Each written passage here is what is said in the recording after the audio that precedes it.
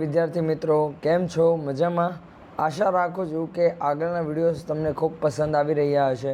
હવે વિદ્યાર્થી મિત્રો, આજના વિડીયોની જ્યારે વાત કરીએ ત્યારે આજના વિડીયોની અંદર આપણે લઈને આવ્યા છીએ યુનિટ 3 બરાબર, જેની અંદર આપણો ત્રીજો ટોપિક જેનું નામ છે ઇન્ફોર્મેશન ટ્રાન્સફર. હવે વિદ્યાર્થી મિત્રો, ઇન્ફોર્મેશન ટ્રાન્સફરની જ્યારે વાત કરીએ ત્યારે એની અંદર ઘણી બધી વાતો છે જે આપણે ખાસ કરીને ધ્યાન રાખવાની જરૂર છે. અને આની અંદર આપણે એ જ બધી વસ્તુઓ કે ઇન્ફોર્મેશન ટ્રાન્સફર કહેવાય છે કોને, કયા કયા પોઈન્ટ છે જે આપણે ખાસ કરીને ધ્યાનમાં રાખવાના છે, એ તમામ વાતો આપણે શું કરવાની છે, આમાં જાણવાની છે. તો વિડીયોના એન્ડ સુધી બનેલા રહેજો. તો ચાલો શરૂ કરીએ. હવે વિદ્યાર્થી મિત્રો, આ એજ્યુકી જે પાવર્ડ બાય સક્સેસ એજ્યુકેશન એકેડમીની અંદર હું સુશીલ કલસરિયા આપ સૌનું હાર્દિક સ્વાગત કરું છું. અને વિદ્યાર્થી મિત્રો, જે પ્રમાણે મેં કહ્યું એ પ્રમાણે આજના વિડીયોની અંદર આપણે વાત કરવાના છે ઇન્ફોર્મેશન ટ્રાન્સફર, જેની અંદર આવે છે ઇન્ટરપ્રિટિંગ ચાર્ટ્સ એન્ડ એની સાથે સાથે ડાયાગ્રામ્સ એન્ડ મેપ્સ. હવે વિદ્યાર્થી મિત્રો, સૌથી પહેલાં જ્યારે આપણે અહીંયા વાત કરીએ ત્યારે એની અંદર મેં જે પ્રમાણે અહીંયા તમે જોઈ શકો છો એ પ્રમાણે અહીંયા અમુક ઇન્ફોર્મેશન છે જે શેના ઉપર બેઝ છે, આપણે ઇન્ફોર્મેશન ટ્રાન્સફર ઉપર. એના વિશે આપણે સૌથી પહેલાં તો જાણી લઈએ. Information transfer or presenting verbal accounts of facts and processes in pictorial form and conversely changing graphic representation or to writing involves learning how to restate a given body of material in different ways. હવે simple ભાષામાં કે information transfer એટલે કે માહિતી, સૌથી પહેલાં તો માહિતી એક પ્રકારે નહીં, બહુ બધી અલગ અલગ રીતે તમે શું કરી શકો છો, દર્શાવી શકો છો. હવે એ જ એક પ્રકારે જે માહિતી તમને આપવામાં આવેલી છે એ માહિતીને આપણે એક સ્વરૂપમાંથી બીજા સ્વરૂપમાં ચેન્જ કરીએ છીએ અને એને જ આપણે કહીએ છીએ ઇન્ફોર્મેશન ટ્રાન્સફર. જેમ કે પેરેગ્રાફ ચેન્જ કરીએ છીએ તે, માની લો તમને કોઈ ચિત્ર આપેલું છે તો આપણા માટે સમજવાની રીત બે રીતે છે કે એ ચિત્રને હું જોઈને સમજી શકું છું અને બીજું છે કે એના વિશે લખેલું છે. તો એ માહિતી, સેમ માહિતી એક રીતે ચિત્ર રૂપે આપેલ છે અને બીજી રીતે કઈ રીતે, તો આપણને લખાણ સ્વરૂપે આપેલ છે. તો આ ચિત્રમાંથી જ્યારે આપણે એને લખાણ સ્વરૂપે બદલો છો તેને આપણે ઇન્ફોર્મેશન ટ્રાન્સફર કહીએ છીએ. It is an important skill that you will need at the college and university level as well as in your professional and personal lives, both to explain a map, graph or table in speech or writing and to represent a verbal text in graphic form. કે આ વસ્તુ છે એની તમને ખાસ કરીને જરૂર પડવાની છે. અને એ કઈ જગ્યાએ, તો તમારી કોલેજ લાઈફ, પ્રોફેશનલ લાઈફ, કોઈ પણ વસ્તુ જે માહિતી આપણે જોઈ શકીએ છીએ બરાબર, એનું સ્વરૂપ અલગ અલગ હોઈ શકે, પણ એ માહિતીને કઈ રીતે રજૂ કરવું એ આપણને ખબર હોવી જોઈએ. તો એ માહિતીને આપણે કઈ રીતે એક્સપ્રેસ કરીએ છીએ, બીજા સુધી પહોંચાડીએ છીએ, એ વસ્તુ જોવામાં આપણને ખાસ કરીને આ બાબત મદદ કરે છે. તો એટલા માટે ઇન્ફોર્મેશન ટ્રાન્સફરને સમજવું ખાસ કરીને આપણા માટે જરૂરી બની જાય છે. હવે આગળ વધીએ ત્યારે આપણો જે સેકન્ડ પોઈન્ટ છે જેમાં આપણને કીધેલું છે information transfer is use specifically in the context of narration, physical and process description, hosting and clarifying, comparison and contrast, showing a cause and relationship, generalizing from numerical data. હવે કોઈ પણ આંકડાકીય data છે બરાબર, તમને ટેબલ સ્વરૂપે કે કોઈ પણ રીતે જે તમને આપેલું છે માહિતી, એ બહુ બધી અલગ અલગ ચિત્ર કે કોઈ પણ પ્રકારે મેપ સ્વરૂપે કે કોઈ પણ જેને આપણે એક ચિત્ર સ્વરૂપે ગણી શકીએ એ પ્રકારે આપેલી હોઈ શકે. હવે એ જ માહિતીને તમે એક પેરેગ્રાફમાં કન્વર્ટ કરો છો, એક કોન્ટેક્સ્ટ તરીકે, એક નેરેશન તરીકે એને આપો છો બરાબર. માની લો કોઈ ગ્રાફ છે, ગ્રાફને મેં જોયો અને એના વિશે મેં શોર્ટમાં કે વ્યવસ્થિત રીતે જ્યારે એને ડિટેલમાં મેં ડિસ્ક્રાઇબ કર્યો છે તો એક રીતે એ નેરેશન થયું. તો એને જે પ્રકારે તમને જે માહિતી આપેલી છે, કોઈ પણ બાબતની માહિતી હોઈ શકે, કોઈ આંકડા હોઈ શકે, કોઈ બીજી કોઈ માહિતી હોઈ શકે, તો એ માહિતીને હું શું કરું છું, એક ન્યુમેરિકલ ડેટાની અંદર શું કરું છું, જનરલાઇઝ કરું છું. એને આપણે કહીએ છીએ ઇન્ફોર્મેશન ટ્રાન્સફર, અને એ ખાસ કરીને એના માટે જ ઉપયોગ કરવામાં આવતો હોય છે. Transferring information from verbal to graphic form and vice versa is thus a very useful skill that will help you in your studies and at work, કે આ બધી જ જગ્યાએ તમને કામ લાગે, તમારા કામમાં, તમારા સ્ટડીમાં, અને એની સાથે સાથે તમારી જે સ્કિલ છે સ્કિલ ડેવલપ કરવામાં. ખાસ કરીને શેની સ્કિલ? તો ખાસ કરીને તમારી જે વર્બલ સ્કિલ છે એને ડેવલપ કરવામાં એ ખાસ કરીને મદદ કરે છે, અને એની અસર તમારા કામ પર કે તમારા ભણતર પર થતી હોય છે. તો એ પ્રમાણે જે આપણે જોવા જઈએ તો ઇન્ફોર્મેશન ટ્રાન્સફર બહુ જ જરૂરી છે. હવે અહીંયા અમુક ઇન્ફોર્મેશન બીજી પણ આપેલી છે, ચાલો જોઈ લઈએ. Graphics can be used to make the information in a written or oral presentation. Example, a market survey report or a PowerPoint clearer and easier to understand. They are used in two ways. કે કોઈ પણ માહિતી, જેમ કે આપણને ઉદાહરણ આપેલું છે કે માર્કેટ સર્વેનો રિપોર્ટ છે અથવા તો પાવરપોઈન્ટ ક્લિયરર અથવા ઇઝીયર બનાવે છે, બરાબર. માર્કેટ સર્વેનો રિપોર્ટ જે પાવરપોઈન્ટમાં છે, પાવરપોઈન્ટ પીપીટી સ્વરૂપે છે, જે માહિતીને કેવી બનાવે છે, સમજવામાં અથવા તો આપણે એના વિશે જાણવામાં વધારે સરળ બનાવે છે. They are used in two ways, કે એને આપણે બે રીતે યુઝ કરી શકીએ. First, to supplement information given in a written text or when speaking, કે એને તમે લખાણ સ્વરૂપે લખી શકો છો અથવા તો એને બોલીને પણ લોકો સુધી પહોંચાડી શકો છો. અને બીજું, as alternative modes of representing information, read the following text given details of the growth and fall in a company's sales and see how the information is represented graphically. હવે અહીંયા આપણને તેના માટે નીચે એક અમુક ઉદાહરણ આપેલું છે જેના ઉપર આપણે ખાસ કરીને ધ્યાન દેવાનું છે. તો ચાલો, જેને આપણે અલ્ટરનેટિવ મોડ છે પ્રેઝન્ટેશનના, ઇન્ફોર્મેશન પ્રેઝન્ટ કરવાના, તો એને આપણે જોઈ લઈએ. હવે અહીંયા આપણને એક પેરેગ્રાફ આપેલો છે જેની અંદર માહિતીઓ આપેલી છે કે એ જે ચિત્ર સ્વરૂપે કે કોઈ પણ પ્રકારની ઇન્ફોર્મેશન છે એને ટ્રાન્સફર કરવાની છે. There was a steady growth in company sales between 1950 and 1970. 1950થી 1970ની વચ્ચે એને કંપનીના ગ્રોથમાં, સેલ્સના ગ્રોથમાં ઘણો વધારો થયો છે. This continued for the next 15 years except for slight drop in 1982. આ વસ્તુ ક્યાં સુધી? ફોર નેક્સ્ટ 15 years, 15 વર્ષ સુધી કન્ટિન્યુ જ રહેશે. ક્યાં સુધી? જ્યારે 1982માં સ્લાઇડ ડ્રોપ ન થયો ત્યાં સુધી આ કન્ટિન્યુ રહ્યું હતું. The sales figures went up again in 1990, બરાબર, કે અને પાછું જે વેચાણ છે ક્યારે 1990માં વધ્યું હતું. Followed by a small second fall in 1992 from 1992, બરાબર, કે 1992માં આપણે આ વસ્તુ શું થઈ હતી, ખાલી થોડાક સમય માટે પાછું પર નીચે ગયું હતું.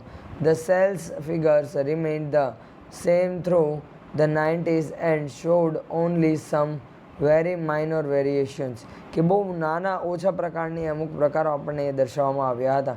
But in 2000 there was a clear drop in the sales that continued until 2005, કે બહુ મોટો ગિરાવો આવ્યો હતો, બહુ મોટો પ્રમાણમાં ઘટાડો થયો હતો 2000થી 2005ના સમયગાળા દરમિયાન. And the sales figures that year were only a little higher than those in 1950. અને પછી 2005માં ખાસ કરીને સેલ્સ છે એ 1950ના પ્રમાણમાં કેવી થઈ હતી? બહુ જ સરખામણીએ થોડીક માઇનોર થઈ હતી.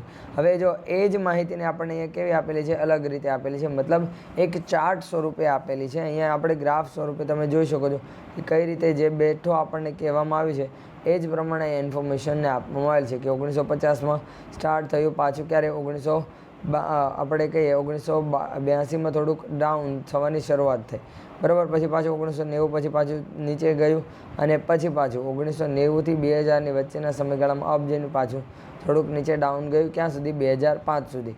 હવે એ જ બેઠી ઇન્ફોર્મેશન આપણને કઈ સ્વરૂપે અહીંયા લખાણ સ્વરૂપે આપેલી છે. તો આપણે એક રીતે શું કર્યું? આ માહિતીને અહીંયા લખાણ સ્વરૂપે બદલાવી તો આપણું એક રીતે ઇન્ફોર્મેશન ટ્રાન્સફર થયું કહેવાય. હવે અહીંયા આપણને બીજું કંઈ પણ કીધેલું છે, ચાલો જોઈ લઈએ. હવે which of the two forms of presenting the data would you find more useful if you had to answer questions such as the following, કે તમે કયા પ્રકારની માહિતીનો ઉપયોગ કરશો? ચિત્ર કે પછી ગ્રાફ, કે જેને તમને નીચે આપેલા ક્વેશ્ચનમાંથી કોઈ પણ બે ક્વેશ્ચનનો આન્સર આપવાનો છે તો તમે કઈ પ્રકારની માહિતી આપવામાં કે કયા પ્રકારે માહિતીનો પ્રકાર સિલેક્ટ કરશો કે જેથી કરીને તમારે એને સમજાવવું ખૂબ જ સરળ બને. How did the company do between 1915 and 1980, કે 1950થી 1980ના સમયગાળા દરમિયાન કંપનીએ કઈ રીતે કાર્ય કર્યું. Was there a brief fall in its sales between 1970 and 1985 કે શું 1970 થી 1985 સુધીમાં બહુ મોટો ફોલ આવ્યો હતો, બહુ વધારે પ્રમાણમાં સેલ્સ ઘટી હતી. During which period did the company have maximum sales કે કયા સમયગાળા દરમિયાન કંપનીનો સેલ્સ સૌથી વધારે હતો. In which year did the decline begin કે કયા વર્ષમાં જે પડતી છે શરૂ થઈ ગઈ હતી. How do the sales figures in 2005 compare with those in 1950 કે કઈ રીતે તમે જે સેલ્સ છે, વેચાણ છે, એને 1950 અને 2005ના વેચાણને શું કરી શકો છો, સરખાવી શકો. હવે આના તમારે સિમ્પલ રીતે જે જવાબ આપવા હોય તો બધા ક્વેશ્ચનનો આન્સર એક જ સાથે તમે કઈ રીતે આ જે આપણો જે ગ્રાફ છે એની મદદથી શું કરી શકો છો, આપી શકો છો. તો એટલા માટે આ ખાસ કરીને જરૂરી છે કે આપણને ઇન્ફોર્મેશન ટ્રાન્સફર આવે, જે માહિતીનો પ્રકાર ખાસ કરીને દર્શાવે છે. અને આની અંદર આગળ આપણે જો જોવા જઈએ તો વિદ્યાર્થી મિત્રો આપણને બીજી પણ ઘણી બધી ઇન્ફોર્મેશન આપેલી છે, ઘણી એક્સ્ટ્રા ઇન્ફોર્મેશન આપેલી છે શેને લઈને, ઇન્ફોર્મેશન ટ્રાન્સફરને લઈને. The above example max the advantages of pictorial representation clear. હવે આ જે ઉપર આપણે જોયું બરાબર, એ કયા પ્રકારનો જે આપણે કહીએ ઇન્ફોર્મેશન હતી તો પિક્ટોરિયલ રિપ્રેઝન્ટેશન હતી. Quick weaving of a large amount of data possible કે એક સાથે તમે બહુ બધા પ્રકારનો ડેટા કે જે આપણા માટે એક સાથે સમજવો જરૂરી છે એને શું કરી શકો છો, જોઈ શકો છો. પછી આવે છે finding information in a table or a map quicker than it is in a written text કે તમે ખાસ કરીને એવી ઇન્ફોર્મેશન કે જે તમે એક સાથે શોધવા માગો છો એ તમે એક જ ઝટકામાં શું કરી શકો છો, જે લખાણ સ્વરૂપે હોય એની અંદર બદલી શકો છો અથવા તો શોધી પણ શકો છો.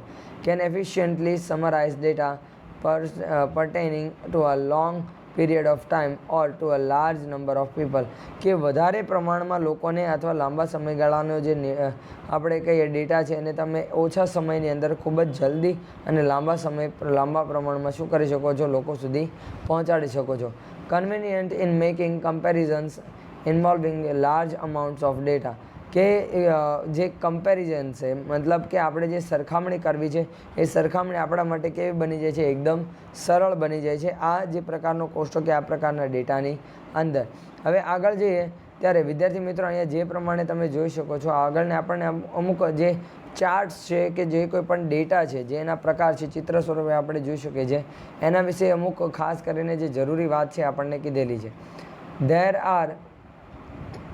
There are different kinds of graphic representation: maps and planes, tables, graphs, diagram, bar charts, flow charts, pie charts, tree diagrams and pictograms. These have different uses કે અહીંયા બહુ બધા પ્રકારના ગ્રાફિક જે આપણે કે રિપ્રેઝન્ટેશન્સ હોય છે જેની મદદથી આપણે માહિતીને સમજી અથવા લોકો સુધી પહોંચાડી શકીએ છીએ. હવે એની અંદર ખાસ કરીને આપણે અહીંયા જોવા જાવ તો બધા નામ આપણને આપેલા છે જે દરેકનો યુઝ અલગ અલગ રીતે અથવા અલગ અલગ કારણોમાં થાય છે. હવે અહીં આપણને કીધેલું છે bar charts help make comparisons, pie charts show how something is divided કે બાર ચાર્ટ છે આપણને શું કરે છે, સરખામણી કરવામાં કે સરખામણી દર્શાવવામાં ખૂબ જ મદદરૂપ થાય છે. જ્યારે પાઈ ચાર્ટની વાત કરીએ તો એ આપણને શું દર્શાવે છે કે કઈ રીતે વસ્તુ ડિવાઈડ થાય છે, કઈ રીતે ભાગ પડે છે એ. And line graphs show variations in data કે લાઇન ગ્રાફ ડેટાની અંદર માહિતીની અંદર કેટલો ઉતાર ચઢાવ છે એ આપણને દર્શાવવાનું કે સમજાવવાનું કામ કરે છે. When you use graphics to present your data, choose the kind that will serve your purpose best and despite your analysis clearly and accurately કે તમે જ્યારે પણ એ પ્રકારનો કે ડેટાનો આ પ્રકારના ડેટાને તમે ગ્રાફિકની મદદથી રિપ્રેઝેન્ટ કરવા જાઓ છો ત્યારે એ વાતનું ખાસ ધ્યાન રાખો કે એ પ્રકારનું એ પ્રકાર એનાલિસિસનું નક્કી કરો કે તમારા એનાલિસિસને ક્લિયરલી અને પરફેક્ટલી લોકોને સમજાવી શકાય અથવા તો લોકો જોતાની સાથે શું કરી શકે, સમજી પણ શકે. હવે વિદ્યાર્થી મિત્રો અહીંયાથી આપણને અમુક પ્રકાર આપેલા છે કે જે ખાસ કરીને આપણે જોવાના છે કે કયા કયા પ્રકારના ડેટા અથવા તો ડાયાગ્રામ્સ આપણને આપેલા હોઈ શકે, ટેબલ્સને આપેલું છે. તો આ છે ટેબલ કે જેની અંદર ઇન્ફોર્મેશન એક પ્રકારે આ રીતે જે આપણે કહીએ બરાબર કોલમ અને રોની મદદથી ડિવાઈડ કરવામાં આવેલી હોય છે. બીજું આવે છે બાર ચાર્ટ, જે પ્રમાણે હમણાં જોયું બાર ચાર્ટની મદદથી તમે કોઈ પણ પ્રકારની માહિતી છે એના વચ્ચેની ડિફરન્સ ક્લિયરલી શું કરી શકો છો, એનું કમ્પેરિઝન બહુ ઇઝી બની જાય છે. પછી આવે છે ત્રીજું લાઇન ગ્રાફ્સ. લાઇન ગ્રાફ્સનો ઉપયોગ જ્યારે પણ તમારે કોઈ પણ પ્રકારની સરખામણી દર્શાવી છે અથવા તો ડેટાને બહુ ક્લિયરલી સમજવું છે ત્યારે આપણે કરી શકીએ. જ્યારે આમાં માની લો વર્ષ પ્રમાણે જે કંઈ પણ વસ્તુ છે બરાબર વેઇટને જે કંઈ પણ એ આપણે શું કરીએ છીએ ક્લિયરલી જોઈ શકીએ છીએ. પછી આવે છે લાઇન ચાર્ટ્સ, પછી પાય ચાર્ટ. પાય ચાર્ટની અંદર રેશિયો ખાસ કરીને કઈ વસ્તુનું પ્રમાણ કેટલું છે એ બધી વસ્તુ આપણે ખાસ કરીને સમજી શકીએ છીએ અને એના આધારે ઇન્ફોર્મેશનને વધારે ક્લિયરલી ડિવાઈડ કરી શકીએ છીએ. પછી આવે છે ફ્લો ચાર્ટ કે જેની અંદર સ્ટેપ બાય સ્ટેપ કોઈ પણ પ્રોસેસ છે એને આપણે ક્લિયરલી અને ઇઝી વેમાં લોકોને સમજાવી શકીએ છીએ અથવા તો એના વિશે માહિતી આપી શકીએ છીએ. પછી આવે છે ટ્રી ડાયાગ્રામ. હવે ટ્રી ડાયાગ્રામનો ઉપયોગ ખાસ કરીને જ્યારે પણ કોઈ પણ વ્યક્તિ કે અથવા તો જે એક ચાર્ટ છે, એક પેટર્ન છે, પેટર્નને દર્શાવવા માટે આપણે જે પેટર્ન ફોલો કરવામાં આવતી હોય છે એને દર્શાવવા માટે કરીએ છીએ. નેક્સ્ટ આવે છે પિક્ટોગ્રામ. પિક્ટોગ્રામ જેની અંદર ચિત્રની મદદથી માહિતીને સંપૂર્ણ રીતે લોકોને સમજાવવામાં આવે છે કે જે એક ચિત્ર સ્વરૂપે હોય છે અને એની મદદથી વ્યક્તિ બહુ સારી રીતે અને સરળ રીતે માહિતીને સમજી શકે છે.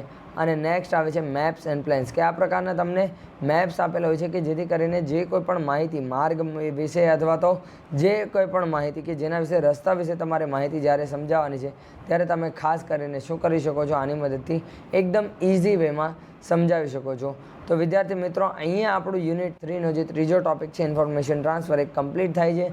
તો હવે મળીશું આપણે નેક્સ્ટ વિડીયોની અંદર. ત્યાં સુધી ધન્યવાદ. આ વિડીયોને બને તેટલો શેર કરો અને જેટલો બને એટલો તમારા જે ફ્રેન્ડ્સ છે એના સુધી પહોંચાડો કે એજ્યુકી ઉપર જે powered by success education academy છે તેની મદદથી આપણે આ રીતે ઇઝી વેથી કોઈ પણ આખો સિલેબસ છે એ કવર કરી શકીએ છીએ.